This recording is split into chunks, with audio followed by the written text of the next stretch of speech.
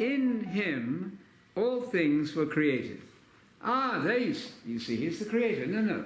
Those little prepositions need careful handling. En, in Greek, en, in English here, in him, has a variety of different meanings. And so be careful not to force your own meaning into it to make it fit with what you already believe. In him, it happens that the top authorities in Greek, Moulton Milligan grammar, for example, suggest there, because of him.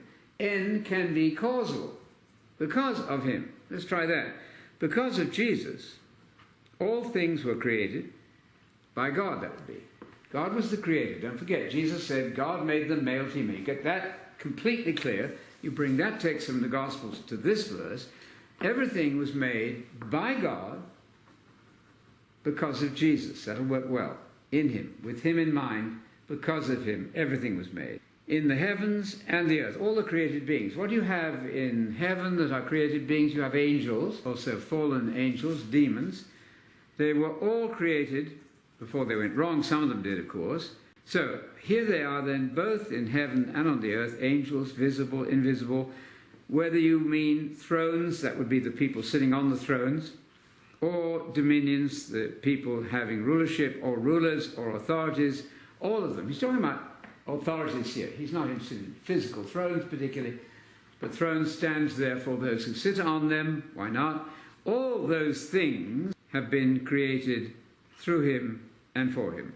Now, one or two experts in Greek have pointed out there's an interesting change of tense in the verb there.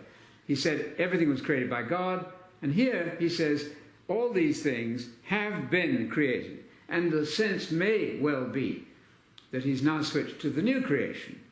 Everything was made in the past by God the Father. That's fine.